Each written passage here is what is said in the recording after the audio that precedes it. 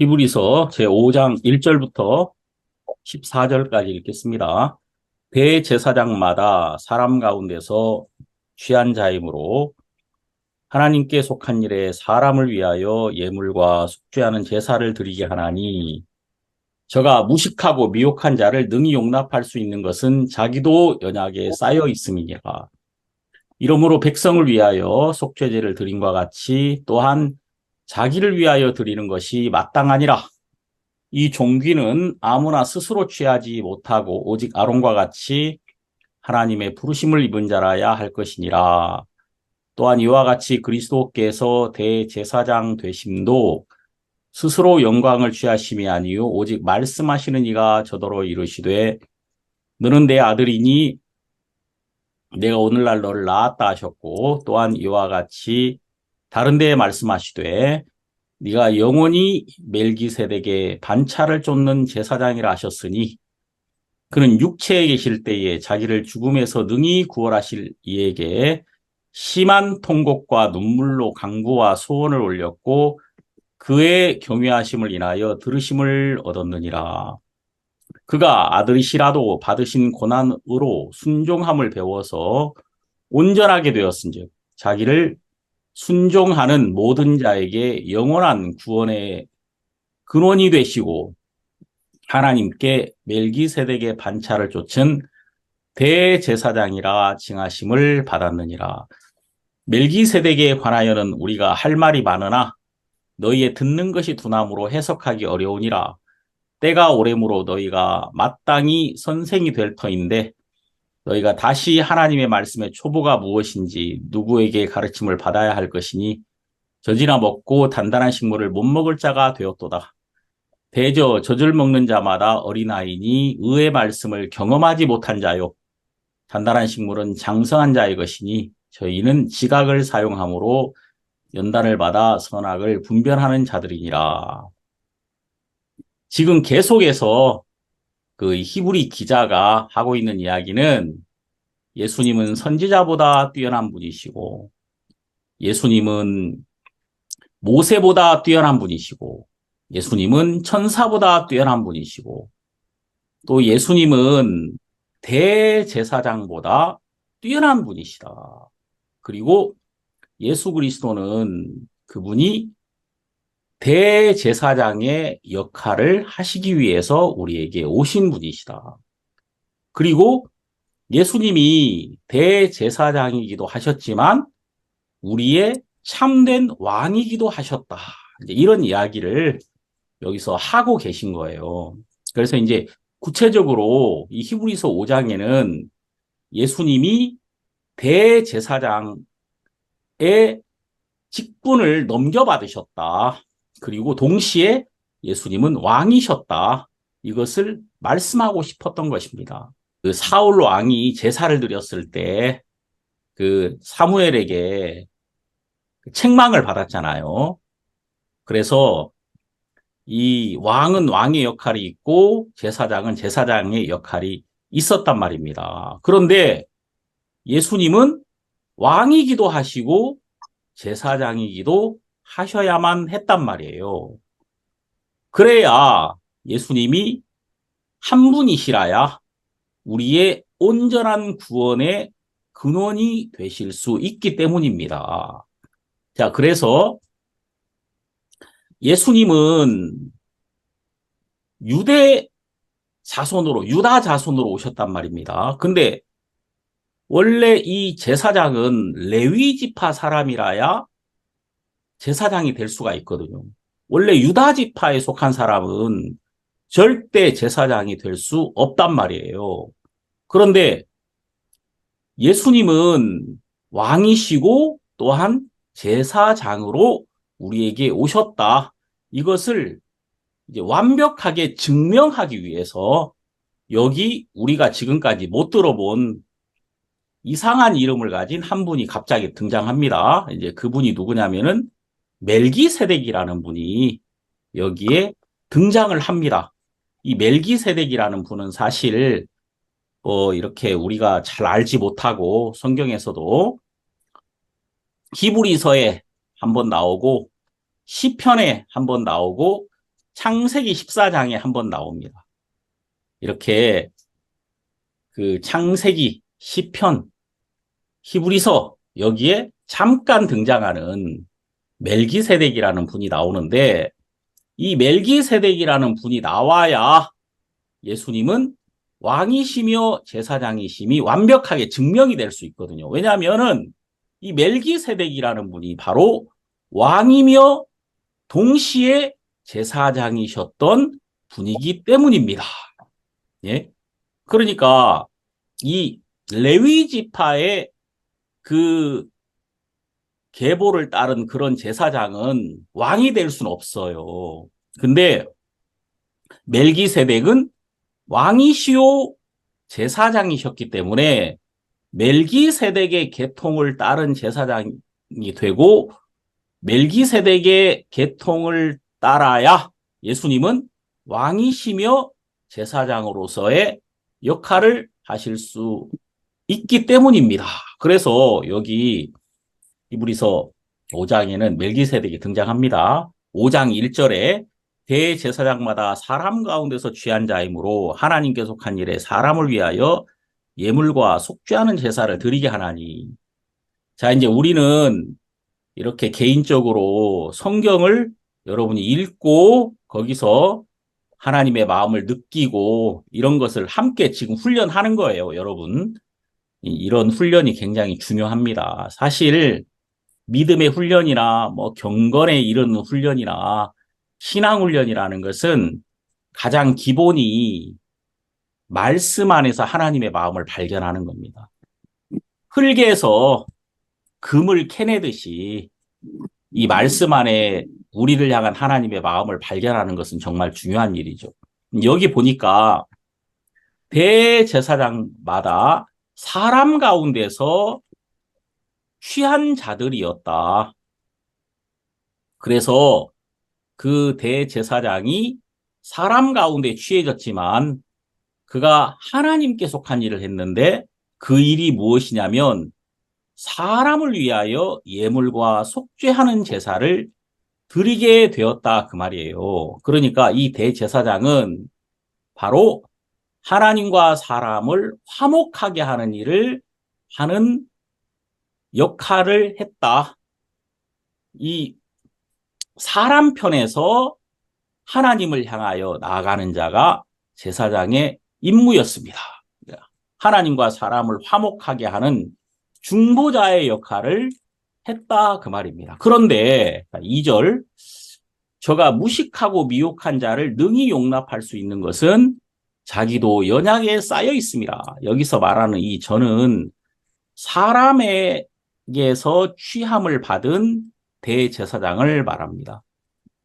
그 레위 계통의 대제사장들은 자기도 연약한 자였기 때문에 사람 편에서 하나님에게 나아갈 수 있었다는 것이죠. 그러니까 이제 그가 연약하고 그가 부족했기 때문에 부족한 자들의 마음을 너무나도 잘 알고 있어서 사람 편에서 하나님에게 나아갈 수 있었다는 겁니다.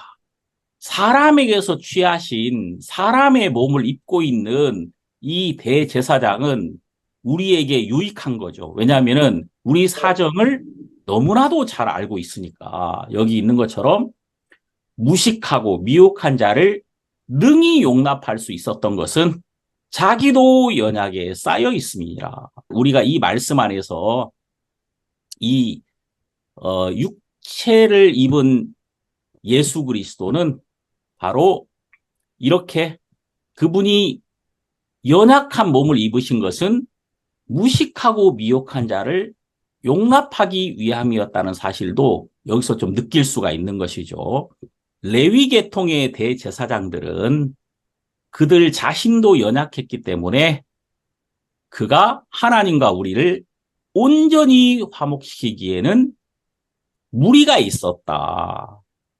그렇게 할 수 없는 자들이었다. 이것을 보이고 있고 단지 그 레위 계통의 대제사장들은 우리에게 예수 그리스도를 나타내고 예수 그리스도를 증거하는 일을 하셨을 뿐이었다는 것을 보여주고 있다는 것입니다. 그래서 이 성경에 히브리서에 있는 것처럼 여기 한번 볼까요?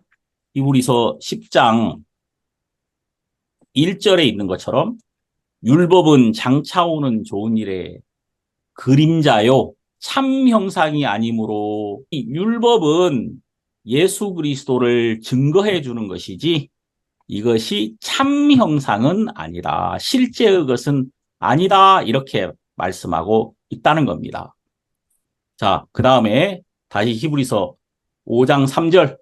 이러므로 백성을 위하여 속죄제를 드림과 같이 또한 자기를 위하여 드리는 것이 마땅하니라. 이 레위 계통의 대제사장들은 백성을 위하여 속죄제를 드리기 전에 먼저 자기를 위하여 속죄 제사를 드려야만 했다. 왜냐하면 자기도 연약함에 휩싸여 있었기 때문이다. 그 말입니다. 그러니까 지금 계속해서 왜 이런 이야기를 하고 있습니까? 우리가 그렇게 존경하고 또 우리를 위해서 일하던 대제사장이 계셨는데 이 대제사장보다 예수님은 훨씬 더 뛰어난 분이시다. 훨씬 더 우월한 분이시라는 사실을 계속해서 우리에게 말씀하고 계신 거거든요. 여기 히브리서 7장 28절 한번 여기 보시면 7장 28절 율법은 약점을 가진 사람들을 제사장으로 세웠거니와 율법 후에 하신 맹세의 말씀은 영원히 온전케 되신 아들을 세우셨느니라 이렇게 말씀하고 계신 거죠. 우리에게 있는 예수님은 훨씬 더 뛰어나시다. 이거 계속 강조하고 있어요. 7장 26절 이러한 대제사장은 우리에게 합당하니 거룩하고 악이 없고 더러움이 없고 죄인에게서 떠나 계시고 하늘보다 높이 되신 자라. 그러니까 여기 보면은 예수님에 대해서 정말 이분이 얼마나 대단한 분이신가 이거를 자꾸 지금 설명을 하려고 하다 보니까 지금 정말 최상의 표현이 나왔어요. 하늘보다 한 끝발 위다. 이렇게 이제 이야기를 한단 말이에요. 하늘보다 한 끝발 위다. 대체 그러면 얼마나 높은 거예요? 하늘보다 한 끝발 위면. 예? 우리가 이 히브리서 5장을 통해서 느낄 수 있는 것은 이 히브리 기자가 예수 그리스도가 얼마나 높으신 분이시며 그분이 우리에게 오셨다는 것은 이게 얼마나 대단한 것이며 그분이 우리를 생각하신다는 것은 그야말로 그냥 평강의 시작이다. 그냥 안심의 시작이다. 아니, 그분이 나를 기억하고 나를 부르셨는데 이것을 대적할 사람이 누가 있겠느냐. 그래서 모든 두려워하는 사람들의 마음속에 예수 그리스도를 견고히 세우심으로 그들이 평안을 얻게 되기를 원했다는 것입니다. 히브리서 5장 4절 이 종기는 아무나 스스로 취하지 못하고 오직 아론과 같이 하나님의 부르심을 입은 자라야 할 것이니라. 그러니까 예수 그리스도께서 대제사장이 되신 것은 하나님의 뜻으로 말미암은 것이었다. 레위 계통의 대제사장들도 하나님의 부르심으로 말미암아야 되는 것인데 예수 그리스도는 하나님의 계획과 하나님의 뜻으로 우리에게 오신 것이 분명하다. 그 다음에 5절 또한 이와 같이 그리스도께서 대제사장 되심도 스스로 영광을 취하심이 아니요 오직 말씀하시니가 저더러 이르시되 너는 내 아들이니 내가 오늘날 너를 낳았다 하셨고 시편 2편 7절 내가 오늘날 너를 낳았다. 예수님은 몸을 입고 오신 하나님의 아들이 분명하시다. 자, 여기서 이제 굉장히 중요한 게 예수님은 온전한 사람이시며 또한 온전한 하나님이셨다는 사실을 계속해서 강조하고 있습니다. 여러분, 예수님이 온전한 사람이시며 온전한 하나님이셨다. 이것은 정말 위대한 일이거든요. 왜냐하면은 이 어떤 신도 이런 신이 없어요. 그가 우리처럼 온전한 연약함을 취하신 사람으로 우리 곁에 오신 분은 없단 말입니다. 근데 예수님은 영원하신 분이시며 또한 몸을 입으신 약하신 분이기도 하셨다는 것입니다. 그럼 뭐 강하면 강한 것이고 약하면 약한 것이지 강하기도 하고 약하기도 하고 영원하시기도 하시고 또 죽기도 하시고 예? 이런 게 어딨냔 말이에요. 근데 바로 그분이 예수님이시다. 그분은 시작이시며 또한 끝이시고 그분은 아들이시며 또한 하나님이시고 그게 바로 우리에게 오신 예수 그리스도시다. 우리가 가장 연약한 우리가 하나님과 함께 동행할 소망이 생겼던 것입니다. 왜냐하면 예수 그리스도가 그렇게 하시는 분이셨기 때문에 우리도 예수 안에서 그렇게 될 수 있다는 것입니다. 이게 정말 놀라운 이야기죠. 자, 그래서 여기 계속 보겠습니다. 6절. 또한 이와 같이 다른 데 말씀하시되 네가 영원히 멜기세덱의 반차를 쫓는 제사장이라 하셨으니 자, 이제 멜기세덱에 대한 이야기를 좀 해보겠습니다. 이 멜기세덱은 여기서 나오는 이야기는 시편 110편 4절 거기 보면은 네가 영원히 멜기세덱의 반차를 쫓는 제사장이라 하셨으니 우리에게 오신 예수 그리스도는 멜기세덱의 반차를 쫓는 제사장으로 오셨다. 예수님은 유다 지파셨지만 멜기세덱의 계통을 쫓은 제사장이었기 때문에 그분이 제사장으로서의 자격이 충분하다. 이렇게 우리가 인정할 수 있다. 그 말입니다. 보통 이제 뭐 계통 따지고 막 그런 사람들 있잖아요. 족보 따지고. 이제 이런 분들이 유대인들 가운데 굉장히 많단 말이에요. 이런 분들에게 예수 그리스도는 멜기세덱의 반차를 쫓았기 때문에 예수님은 왕이시며 제사장 되기에 충분하다. 이렇게 이 말씀에서 증거하고 있단 말이에요. 그 다음에 여기 7절 보겠습니다. 그는 육체에 계실 때에 자기를 죽음에서 능히 구원하실 이에게 심한 통곡과 눈물로 간구와 소원을 올렸고 그의 경외하심을 인하여 들으심을 얻었느니라. 자, 예수 그리스도는 육체에 계셨다. 다시 말해서 육체를 입고 우리 가운데 오셨고 우리가 가졌던 모든 연약함을 그분도 똑같이 가지고 계셨다. 예수님이 이렇게 십자가 앞에서 할 수만 있으면 이 잔을 내게서 넘겨주십시오. 그랬잖아요. 하지만 예수님은 여기 8절에 보시면 그가 아들이시라도 받으신 고난으로 순종함을 배워서 자, 예수님은 하나님의 아들이셨지만 그분이 하나님과 동등되시고 하나님의 본체셨지만 그분이 고난으로 순종을 배우신 분이시다. 여기 굉장히 중요한 말이 나옵니다. 고난으로 순종을 배우셨다. 여러분 이제 이런 표현은 정말 우리를 위하여 주신 표현이다 그 말입니다.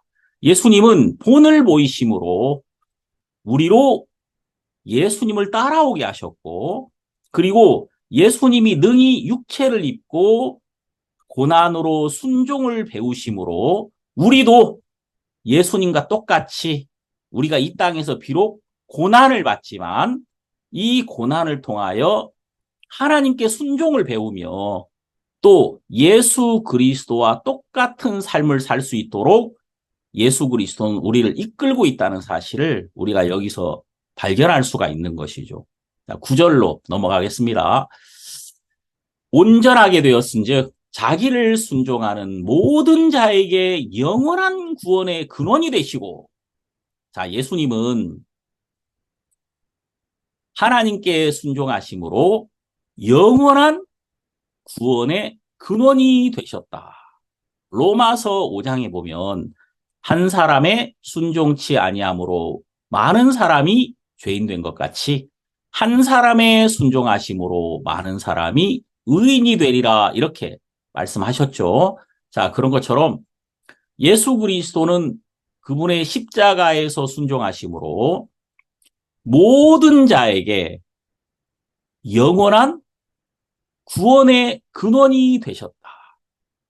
우리가 예수 그리스도 안에서 그분의 공로 안에서 하나님 앞에 서기 때문에 우리의 구원은 예수 그리스도 그분이 근거가 되시니까 그분 안에서 이루어진 것이기 때문에 그분이 흔들리지 않는 이상 우리의 구원은 절대 흔들리지 않는 것이다. 어떻게 이 구원이 영원한 것이 될 수가 있느냐? 여러분, 우리는 항상 달라지고 항상 변하잖아요. 만일 구원의 근거가 나였다면, 내 자신의 행위였다면, 우리의 구원은 영원할 수가 없습니다. 절대. 우리의 행위가 달라지면서 구원도 달라지겠죠. 그런데 예수 그리스도가 영원한 구원의 근원이 되셨다. 여러분, 여기 9절 중요한 이야기입니다. 우리가 예수 그리스도로 말미암아 하나님 앞에 의롭다 하심을 얻었기 때문에 우리의 구원의 근원이 예수님이시기 때문에 우리의 행위로 말미암아 이 구원이 취소될 수 없는 것이다. 그래서 우리의 구원은 영원한 것이다 라고 말씀하고 계십니다. 보통 이제 이것이 많은 사람들에게는 문제가 됩니다. 그래서 이것을 어떻게 하든지 훼손시키려고 많은 사람들이 아무리 그래도 그렇지 어떻게 구원이 영원할 수가 있나, 아무렇게나 살아도 되겠네, 막 이런 이야기를 하는 사람들이 굉장히 많단 말이에요. 근데 우리는 진짜 이 말씀 안에서 우리는 이 구원이 얼마나 놀라운 것이고 또 우리를 구원하신 분은 얼마나 위대한 분이신가라는 사실을 발견하게 됩니다. 여러분, 여기 10절을 보면 하나님께 멜기세덱의 반차를 쫓은 대제사장이라 칭하심을 받았느니라. 자, 이 멜기세덱의 반차를 쫓은 대제사장, 여기 나오면서 11절 멜기세덱에 관하여는 우리가 할 말이 많으나 너희의 듣는 것이 두나무로 해석하기 어려우니라. 여기 이제 11절에서 12, 13, 14 여기 계속 나오는 이야기는 너희는 진짜 구원을 받았어. 그리고 너희가 이 어마어마한 구원을 받았고 너희를 구원하신 분은 정말 가장 놀라운 하나님의 아들이시고 또 우리에게 친히 오신 하나님이신데 너희들이 왜 그분을 배우지 않았느냐? 왜 너희들이 정말 그분에게만 소망을 두지 않았느냐? 그러면서 막 안타까운 마음들을 좀 표현하고 있죠. 12절에 보니까 너희가 마땅히 선생이 될 터인데 아직까지 항상 누군가에게 이 믿음을 전달하고 믿음을 가르치는 사람이 아닌 그냥 초보의 위치에 왜 머물러 있느냐. 참 안타깝다. 이런 그 히브리 기자의 마음을 여기서 표현하고 있는 것이죠. 자, 그럼 이제 우리가 이 멜기세덱이라는 분, 이분은 누구시냐?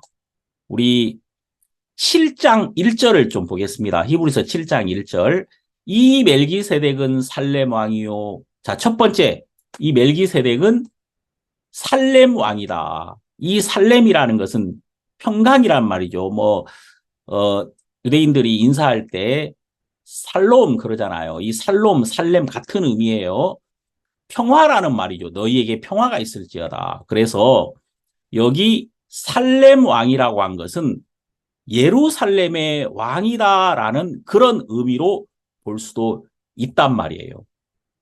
의의 왕이라는 의미고 평강의 왕이라는 의미다 그 말이에요. 그러니까 이 멜기세덱이라는 분은 왕이시요 또한 제사장이었다 그 말입니다. 여기 나오죠. 지극히 높으신 하나님의 제사장이라. 여러 임금을 쳐서 죽이고 돌아오는 아브라함을 만나 복을 빈자라. 그래서 아브라함이 이 멜기세덱에게 10분의 1, 11조를 드렸거든요.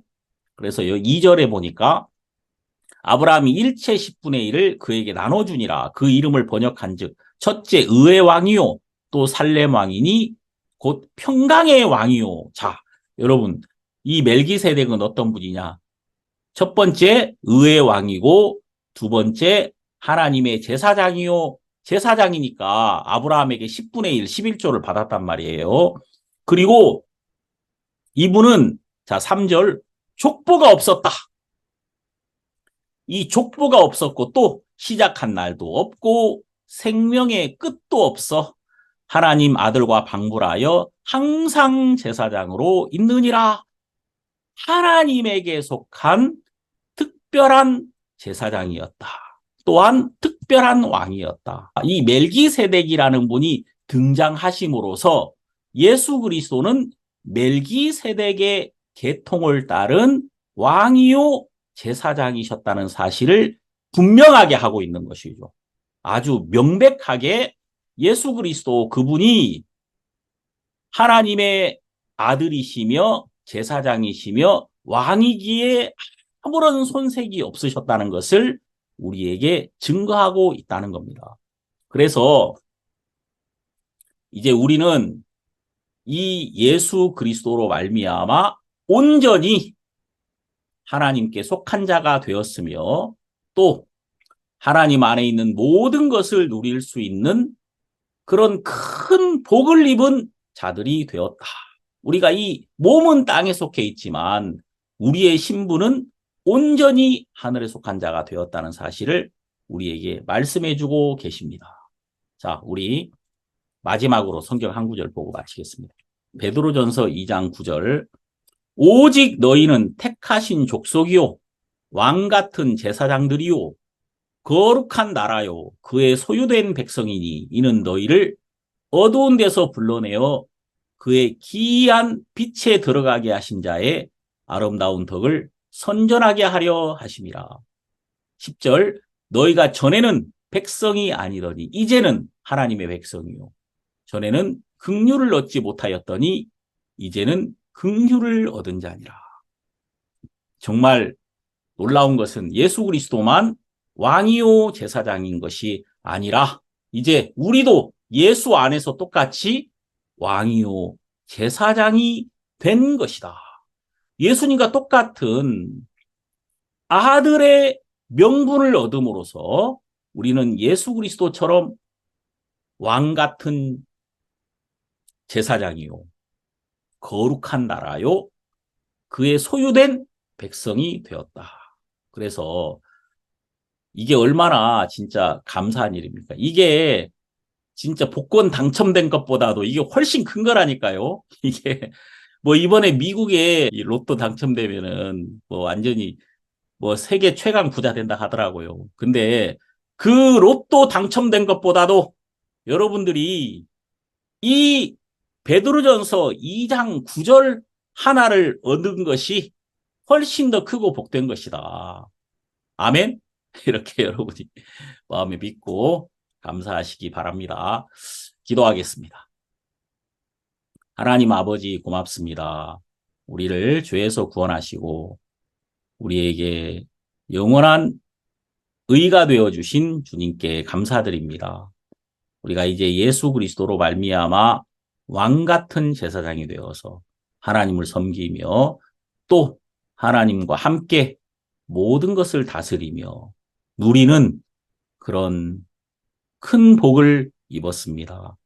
하나님 아버지, 정말 우리에게 이런 은혜와 사랑과 긍휼을 베풀어 주신 주님께 영광을 돌리며 우리를 온전히 이끄심에 다시 한번 감사드립니다.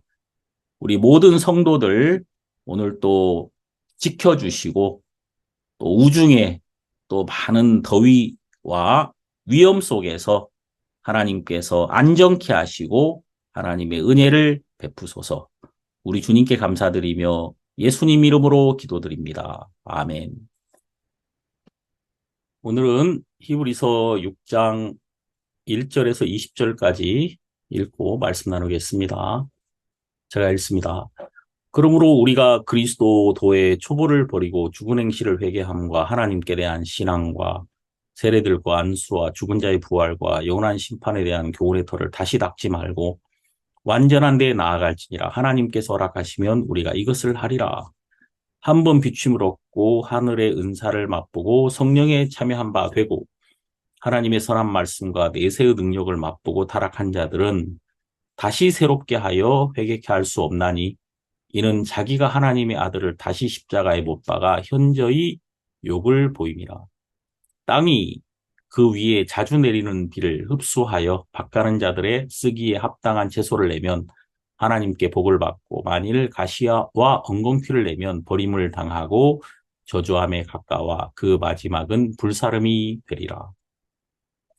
사랑하는 자들아, 우리가 이같이 말하나 너희에게는 이보다 나은 것과 구원에 가까운 것을 확신하노라. 하나님이 불의치 아니하사 너희 행위와 그의 이름을 위하여 나타낸 사랑으로 이미 성도를 섬긴 것과 이제도 섬기는 것을 잊어버리지 아니하시느니라. 우리가 간절히 원하는 것은 너희 각 사람이 동일한 부지런을 나타내어 끝까지 소망이 풍성함에 이르러 게으르지 아니하고 믿음과 오래 참음으로 말미암아 약속들을 기업으로 받는 자들을 본받는 자 되게 하려는 것이니라.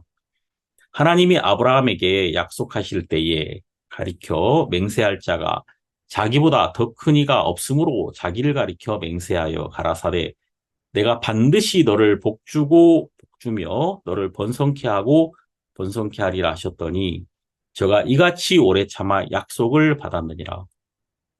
사람들은 자기보다 더 큰 자를 가리켜 맹세하나니 맹세는 저희 모든 다투는 일에 최후 확정이니라.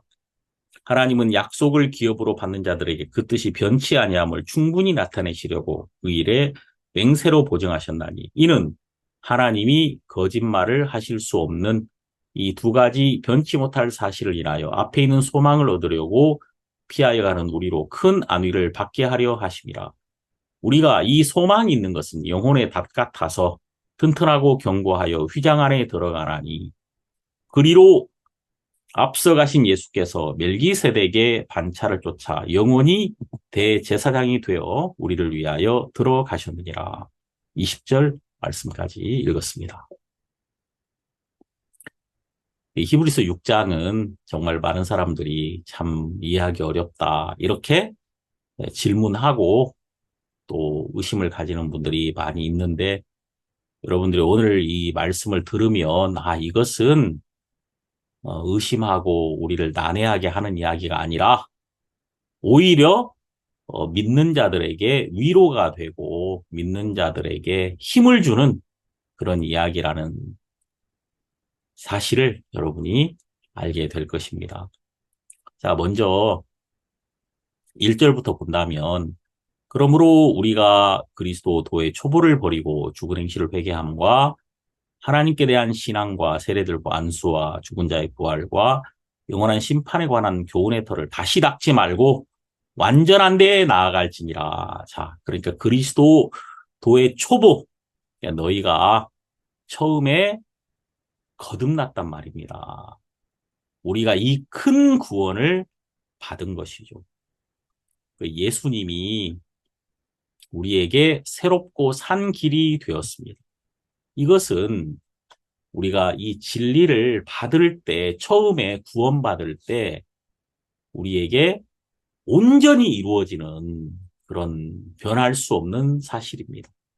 복음, 그리스도께서 이루신 이 진리는 그리스도가 이루어 버리셨기 때문에 시작도 예수님이시며 끝도 예수님이시라는 겁니다.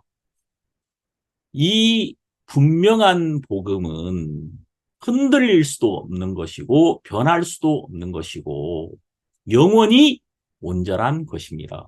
그래서 이제는 이 진리에 대해서 의심한다거나 진짜 예수님이 내 죄를 씻은 건 맞는 것일까? 예수님이 우리 죄를 이제 다 씻었는데 그렇다고 해도 하나님이 우리를 심판하지는 않는 것일까? 그리고 우리가 받은 이 진리가 진짜 진리인 걸까? 이런 생각은 아예 하지 않아도 된단 말입니다.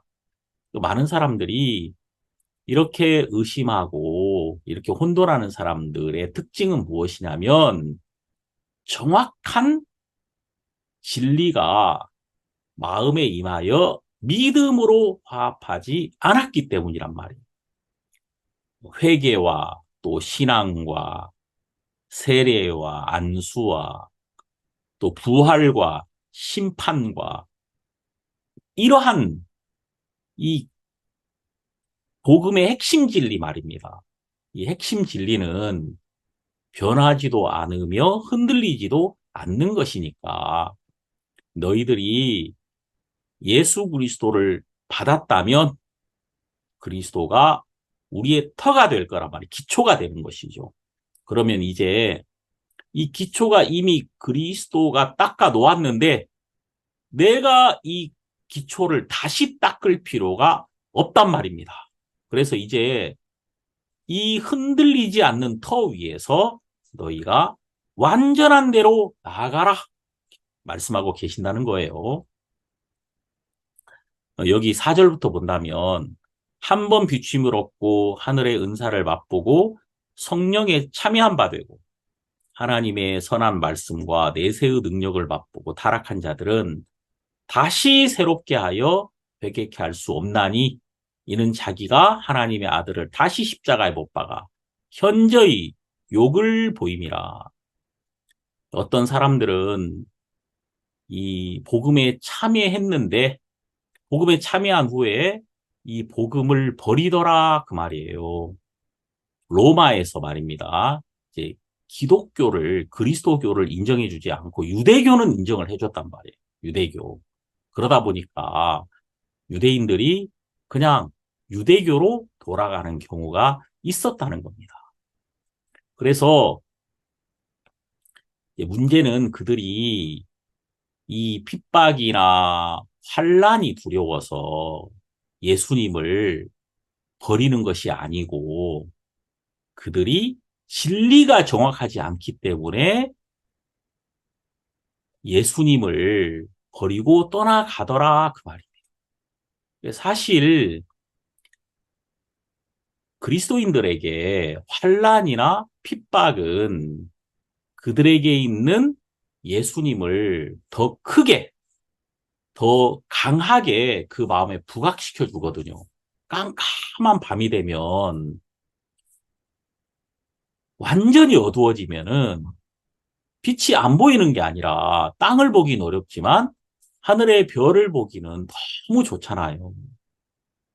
그 찬란한 별빛이 나타납니다. 그런 것처럼 우리에게 있는 환란은 우리에게 있는 진리를 더 강하게 만들어 줍니다. 근데 진리가 정확하지 않은 사람들은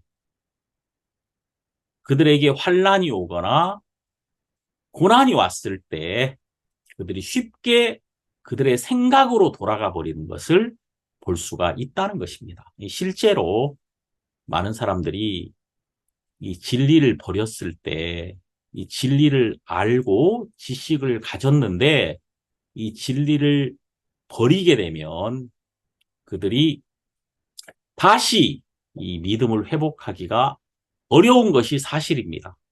자, 그런데 여기 뭐라고 또 말하고 있냐면요. 자기가 하나님의 아들을 다시 십자가에 못 박아 현저히 욕을 보임이라. 자, 진리를 받았는데 그가 예수 그리스도의 십자가를 부인해 버리더라. 예수 그리스도께서 그 십자가에서 피를 흘리심으로 우리 죄를 영원히 씻었단 말이에요.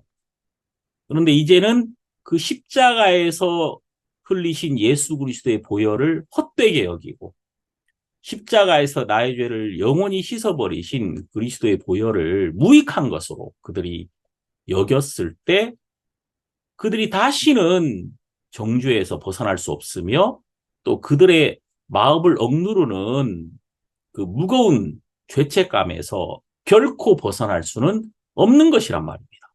실제로 가장 무서운 건 예수 그리스도를 받지 않는 거예요. 그런 자에게 그 십자가에서 흘리신 예수 그리스도의 보혈을 버리고 또 그것을 부인하는 자들에게는 하늘의 기쁨이나 평안을 가질 수는 없는 것입니다. 절대 그 평안으로, 그 기쁨으로 회복될 수는 없는 것이죠. 그것을 말하고 있거든요. 여기 7절부터 보면 땅이 그 위에 자주 내리는 비를 흡수하여 밭 가는 자들의 쓰기에 합당한 채소를 내면 하나님께 복을 받고, 자, 여기 보면은 땅이 비를 흡수하면 열매를 맺고 또 거기에 풍성한 소출이 나오는 것은 아주 당연한 것입니다. 그러니까 땅은 말입니다. 하늘을 향해 100% 열려 있거든요. 그래서 하늘에 있는 것을 받아들이면 땅은 풍성한 열매를 맺을 수밖에 없는 것입니다. 그래서 우리가 땅이라면 하늘에서 우리를 향해 베푸시는 이 풍성한 말씀, 또 풍성한 은혜를 그냥 받아들이면 되는 것이거든요. 실제로 하나님은 우리에게 한 번도 나쁜 것을 주신 적이 없습니다. 여러분, 하늘은 땅에게 한 번도 나쁜 걸 주지 않습니다. 하늘에서 내리는 것을 한번 생각해 보십시오. 비가 있을 것이고, 또 햇빛이 있을 것이고, 산소가 있을 것이고, 또 씨가 내려오고, 또 하늘에서 온갖 아름다운 것이 땅에 내려옵니다. 하나님은 이렇게 우리에게 한 번도 나쁜 것을 준 적이 없단 말이에요. 그래서 그것이 무엇이든지 하나님께서 우리에게 주시는 것을 우리가 감사하고 기쁘게 받아들인다면 우린 그것으로 복을 받을 수밖에 없습니다. 그런데 여기 8절에 보니까 만일 가시와 엉겅퀴를 내면 버림을 당하고 저주함에 가까워 그 마지막은 불사름이 되리라. 여러분이 가시와 엉겅퀴는 땅이 하늘에서 받아서 된 것이 아닙니다. 이 가시와 엉겅퀴는 아담이 하나님께 범죄함으로 땅에서 나온 것이거든요. 창세기 1장에서 나온 것이 아닙니다. 그러니까 하나님의 창조에 속한 것이 아니라 인간의 범죄의 소산이라는 것이죠. 창세기 3장 18절 보면 땅이 너에게 가시덤불과 엉겅퀴를 낼 것이라. 너의 먹을 것은 밭의 채소인즉. 여기에 가시와 엉겅퀴가 나오거든요. 창세기 3장에서 인간의 범죄로 말미암아 땅에서 가시와 엉겅퀴가 나왔고 이 가시가 예수님의 머리를 찔렀다는 사실 여러분 아시죠? 예수님이 가시면류관을 쓰셨습니다. 땅에서 나온 인간의 범죄의 열매가 예수님의 머리를 찔렀다는 사실 우리가 발견할 수가 있는 거죠. 그래서 이 땅에서 가시와 엉겅퀴가 난다는 것은 인간이 하나님을 대적하고 인간에게서부터 나오는 것들이 결국은 하나님을 찌르는 것이 되며 하나님을 대적하는 것이 되더라. 우리에게서부터 나오는 모든 것들은 하나님을 대적하는 것이지만 우리가 진짜 빈 땅이 되어서 하나님의 것을 그대로 받아들이면 말씀을 받아들여서 땅이 아름다운 나무를 내며 또 하늘에 있는 온갖 것들을 받아들임으로 우리는 정말 하나님을 기쁘시게 하는 열매를 낼 수가 있는 것입니다. 그래서 실제로 하나님이 우리에게 주시는 것들은 다 복된 것이며 우리로 말미암는 것들, 인간으로 말미암는 것들은 다 하나님을 대적하는 것이라는 사실을 우리가 여기서 발견하게 되는 거죠. 자, 9절 보면 사랑하는 자들아 우리가 이같이 말하나 너희에게는 이보다 나은 것과 구원에 가까운 것을 확신하노라. 이 9절이 해답이에요, 여러분. 이 9절이 지금 우리에게 정말 이 히브리서를 쓴 기자가 하고 싶은 이야기가 이 9절에 있는 거예요. 사랑하는 자들아 우리가 이같이 말하나 자 우리가 이런 이야기를 했다. 1절에서 8절 같은 이런 얘기를 했다마는 너희에게는 이보다 나은 것과 구원에 가까운 것을 확신하노라.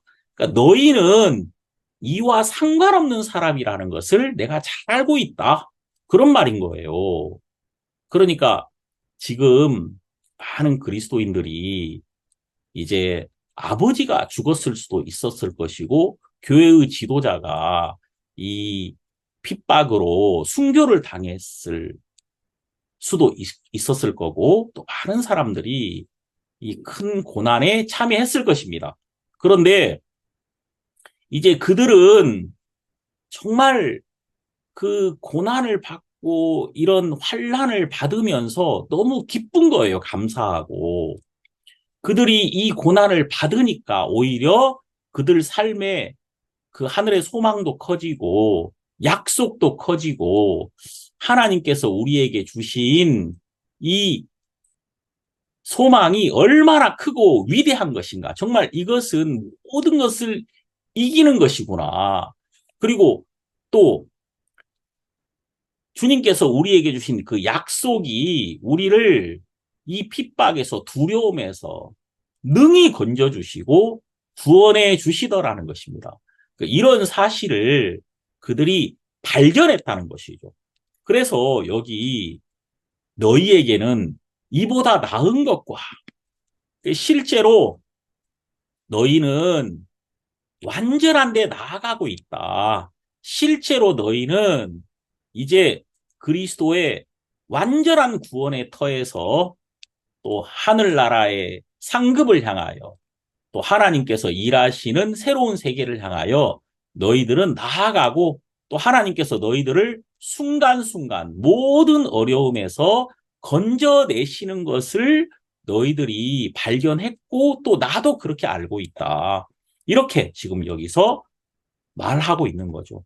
이보다 나은 것과 구원에 가까운 것을 확신하노라.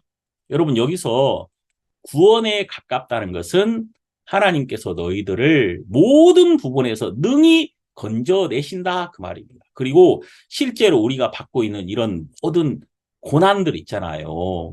이런 고난들은 이제 잠시 잠깐 후에 다 지나가 버릴 것이고 이제 그리스도께서 우리에게 이 모든 환난에서 우리를 건져내시며 우리가 평안한데 또 정말 감사하게 하나님께 영광을 돌리는데 곧 도달할 것이다. 이런 확신이 우리 모두에게 있었다는 것입니다.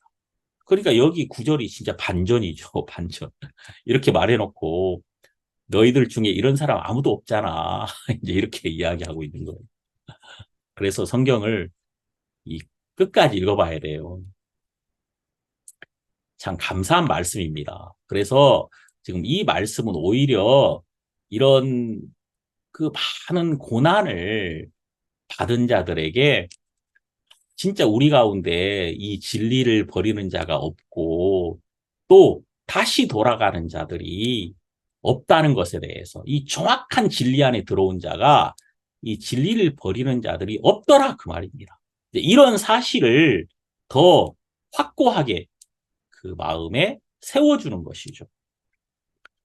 10절 보면 하나님이 불의치 아니하사 너희 행위와 그의 이름을 위하여 나타낸 사랑으로 이미 성도를 섬긴 것과 이제도 섬기는 것을 잊어버리지 아니하시느니라.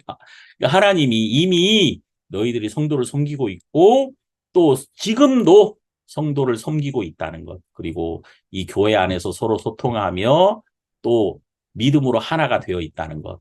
그리고 이 안쪽에 성도들 마음은 오히려 견고하고 오히려 분명하고 오히려 그들이 가진 이 믿음이 이 환난으로 말미암아 더 분명해졌다는 사실을 서로 확인하고 감사하고 그들의 마음속에 하나님의 교회를 섬기며 하나님을 섬기는 것이 더 명확해지더라.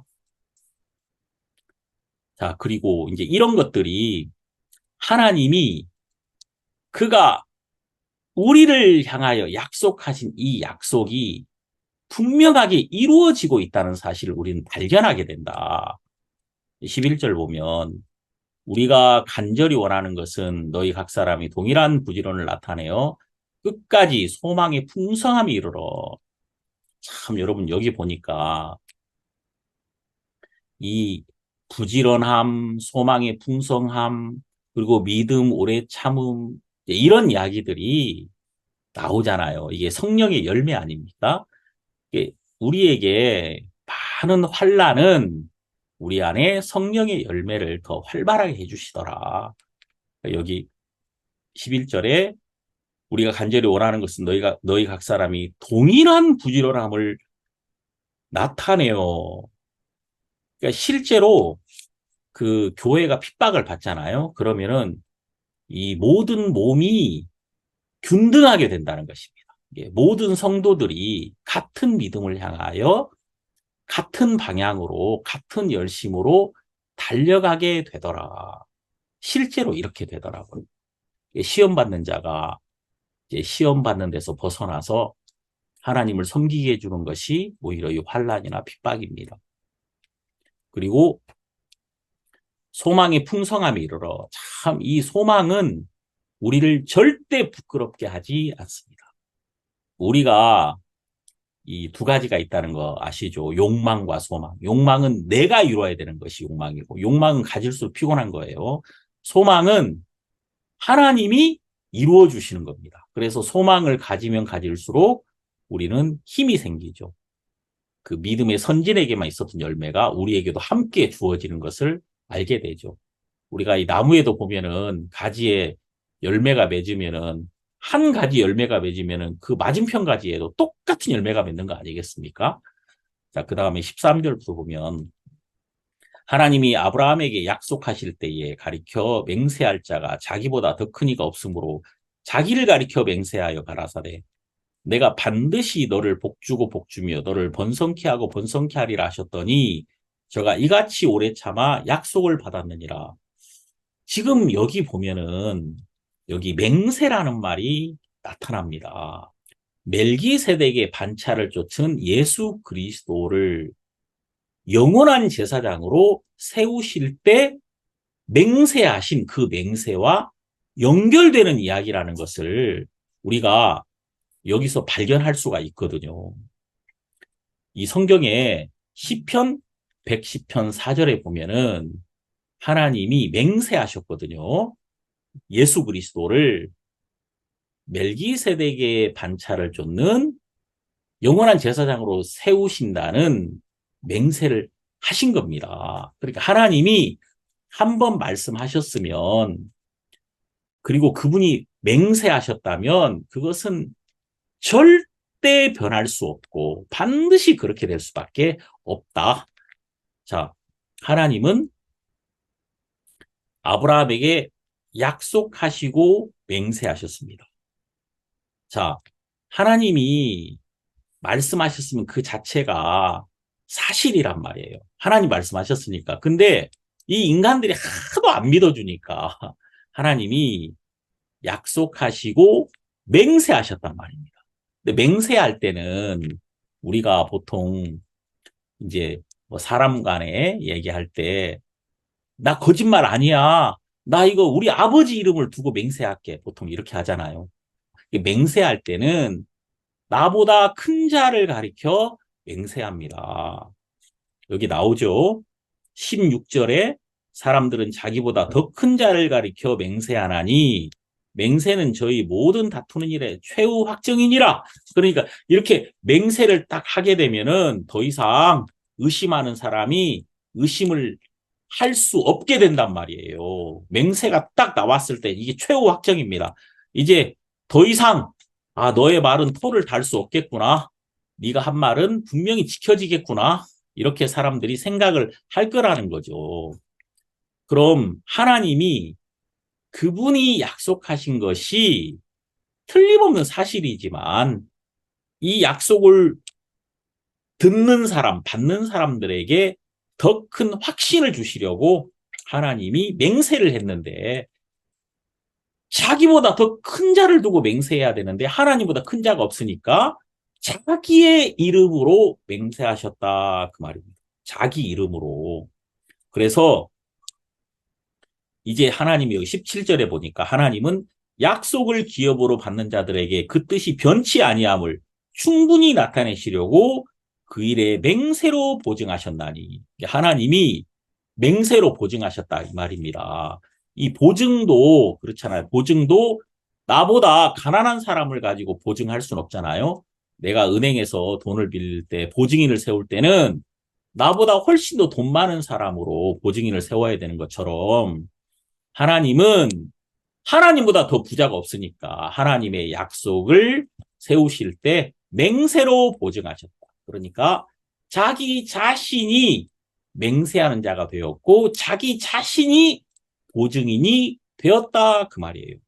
그래서 18절에 보니까 이는 하나님이 거짓말을 하실 수 없는 이 두 가지 변치 못할 사실. 자, 하나님이 절대 거짓말할 수 없는 두 가지 변치 못할 사실이 무엇이냐? 약속과 맹세입니다. 약속과 맹세. 이 두 가지로 인하여 하나님은 절대 그분이 거짓말 하실 수 없는 분이심을 우리에게 확고히 드러내신 것이다. 19절 보면 우리가 이 소망이 있는 것은 영혼의 닷 같아서 튼튼하고 견고하여 휘장 안에 들어가나니. 여기 보니까 우리에게 이 소망이 있다. 그러니까 이 소망이라는 것은 무엇이냐면 하나님이 이루어 주시는 것이거든요. 하나님이. 욕망은 내가 이루어야 되는 거예요. 소망은 하나님이 이루어 주시는 것. 그러니까 이제 이 소망은 우리를 더 힘있게 만들어주는 것이죠. 우리가 하나님의 말씀을 들으면 들을수록 약속을 받으면 받을수록 하나님이 이것을 이루어 주실 것에 대한 소망이 커지는 거죠.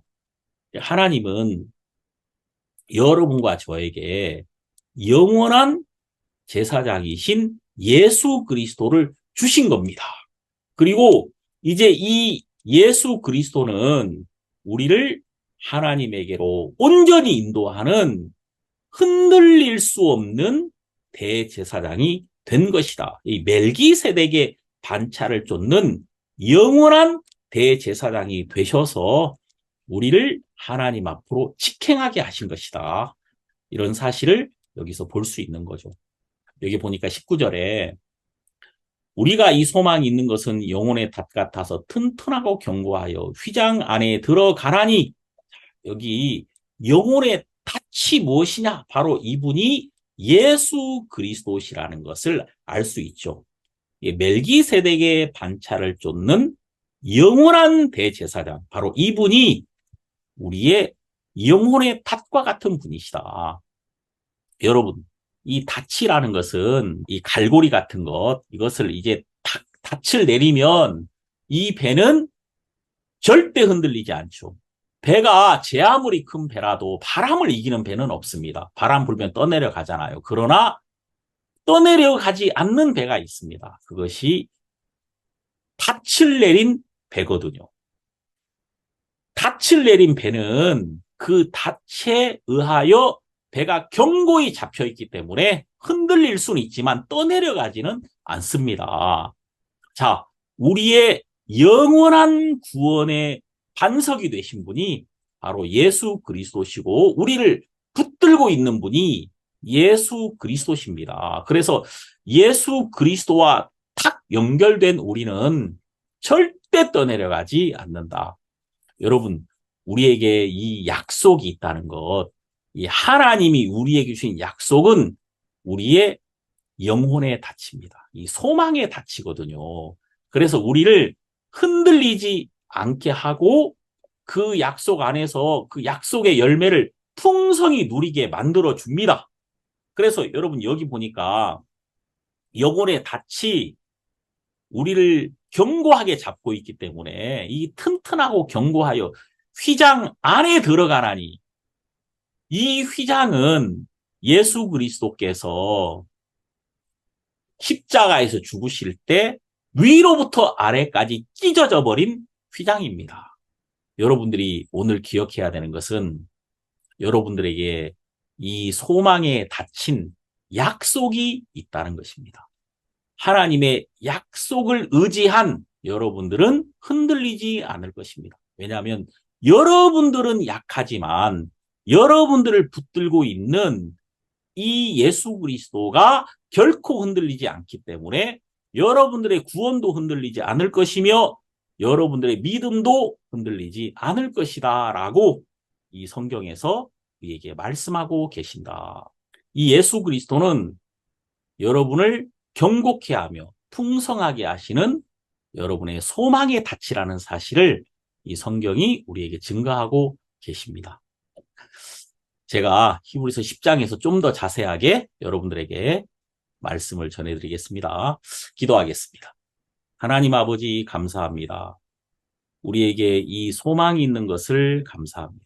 우리가 예수 그리스도로 말미암아 견고하게 잡혀 있고 우리는 약하고 흔들리지만 그리스도는 우리를 붙잡고 또 우리를 경고케 하며 하나님 안에서 풍성한 열매를 누리게 하실 것임을 생각할 때 감사드리고 예수님에 대한 소망이 우리 마음에 커집니다.